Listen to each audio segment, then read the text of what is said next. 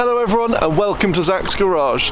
Today we are in London where we're checking out the RM auction, which is going to be insane.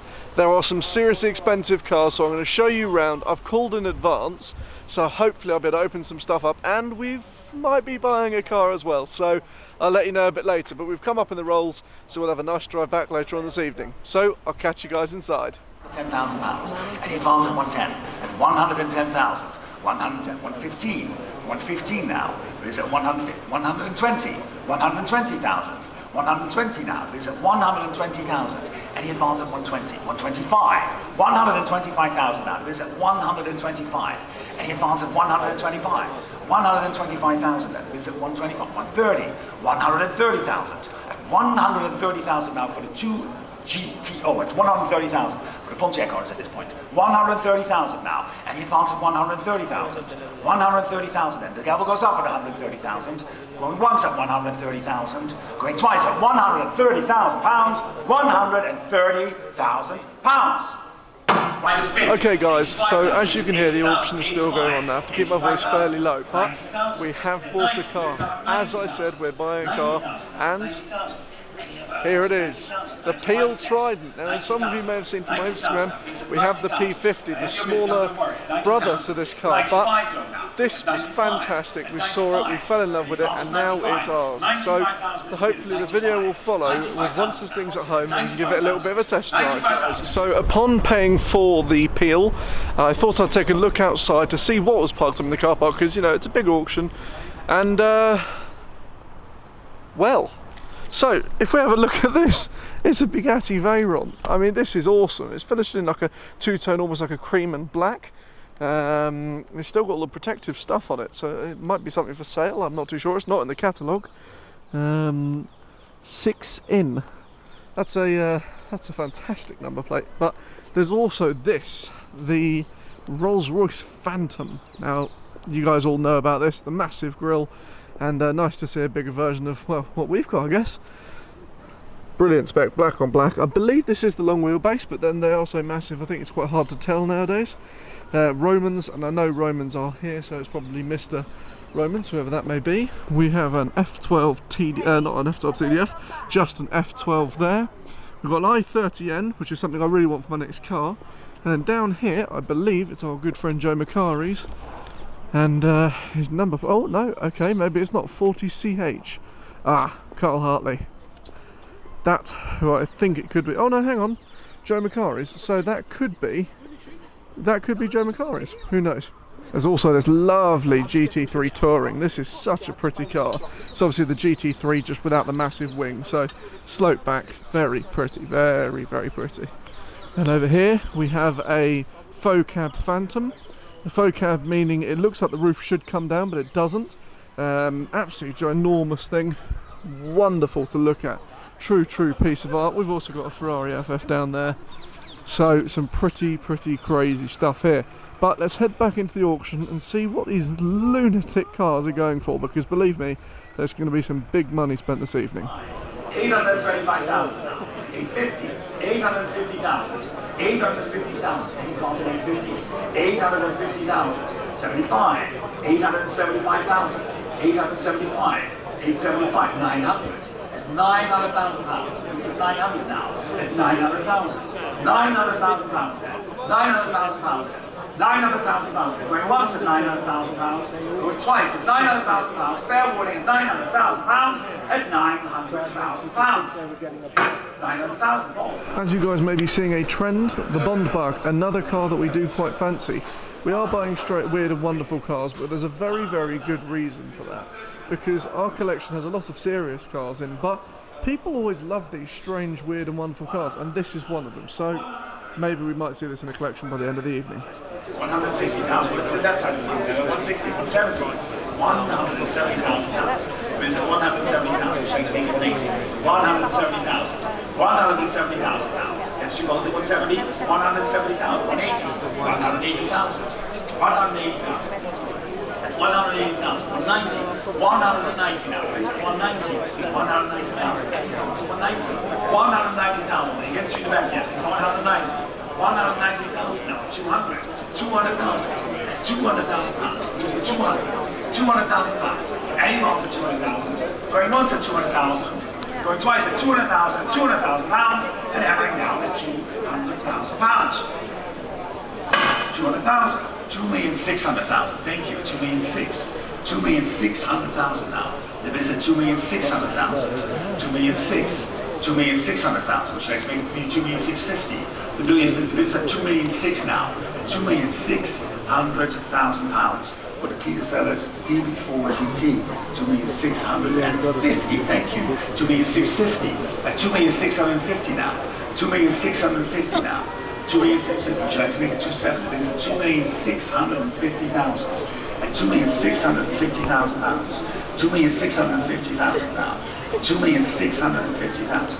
And he falls at 2,650,000 pounds. Against you, 2,650,000. 2,650,000. 2,650,000 is the current bid for the Peter Sellers DB4 GT. 2,650,000 pounds. 2,650,000. 2,650,000. Now, am I right? 2,650,000. 2,650,000 now. 2,650,000 against you. So 2,600,000 is against you, I guess. At 2,650,000, would you like to make it 2,700,000? 2,650,000. 2,650,000. It's with you. 2,650,000 now.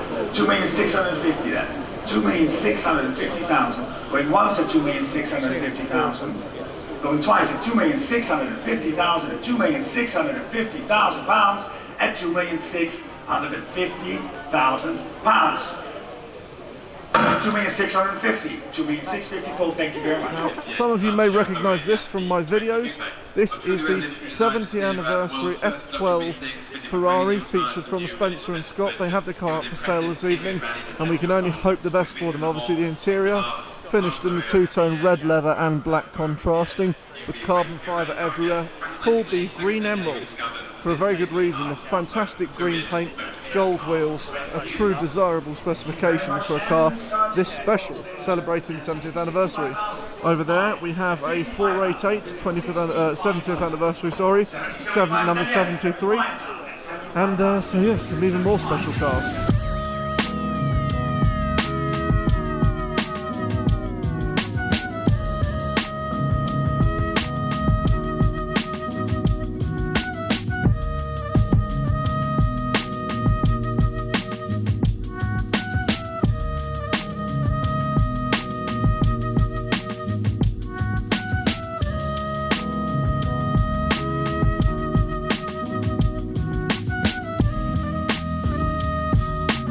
Okay guys, so that is a brief whistle-stop tour around the RM auctions. Now, to be fair, we did come to buy that. We weren't going to leave without it, and well, luckily enough we are leaving with it.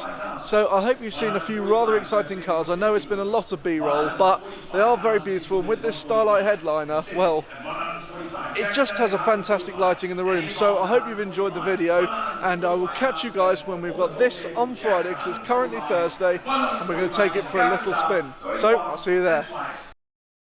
Okay guys, so we are now back at the museum and check out what's turned up. So the Trident has arrived and we've been looking over it, we've been assessing what we think needs to be done, but it's such a cool car. So let me just show you around all the cool, small, very, very small features on it. Okay guys, so obviously it is the Peel Trident.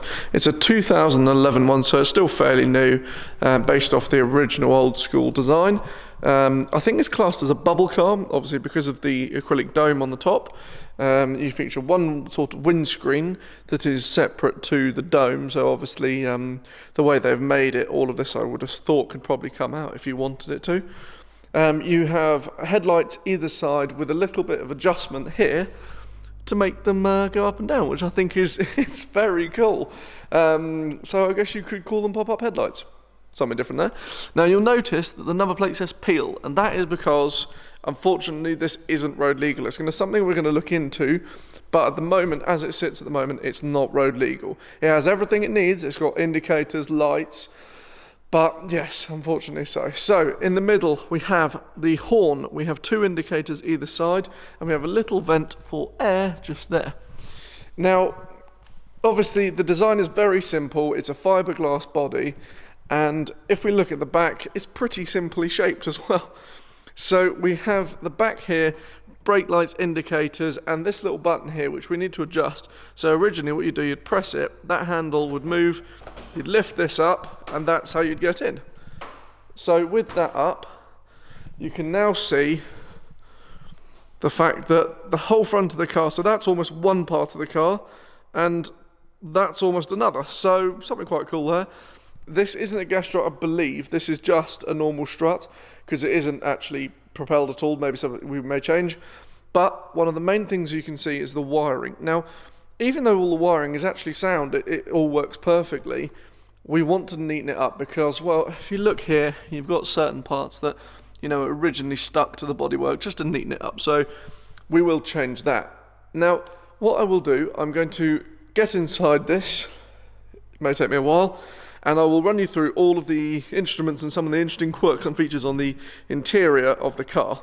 Now, one important thing to mention, you've probably noticed this cable here. Now, that is for powering it, because you guessed it, this is electric. Now, the P50 we have is actually petrol, but there is also the option to have it electric. Whoever originally first got this car, or whatever you guys want to call it, comment down below what you think we should call it. This was chosen to be electric, and I suppose it's a bit easier to work on because it's just batteries, and the batteries are actually stored in here. So you push this forward, and there you go. You have 2 batteries there, and all the wiring. Something we're also probably going to look at, maybe do a little bit of changing there as well. So now sitting inside the car, there's actually, well, considering it's a 2-seater, there's obviously a lot more space for one person. But if you were to have someone else sitting there, which I think you probably could, you hold the steering wheel and you just gently pull it down, and there we go. So now I obviously have to talk a little bit quieter because you'll probably be deafened by the echo. But so through here, you see the ignition on and off. Now, when we first bought the car, we thought that was meant to be a key, but actually, just a little switch down here, and there we go, everything lights up. So, lights, as mentioned, quite bright actually. Indicators, and one side makes the clicking sound, the other side doesn't. Oh well. This button here, the mysterious, the unlabeled button, what could that be? Well, that's for faster and slower. So, yeah, if you want to go drag racing or something like that, click it down, it gives it 900 brake horsepower.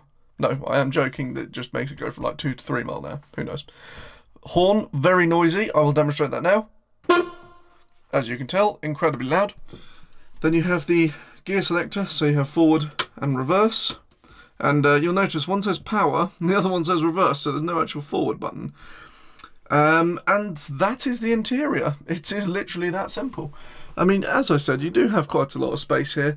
The windscreen wiper, there is no button for it, because if we look down here,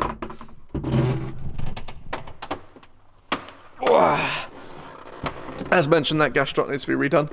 That bolt down here,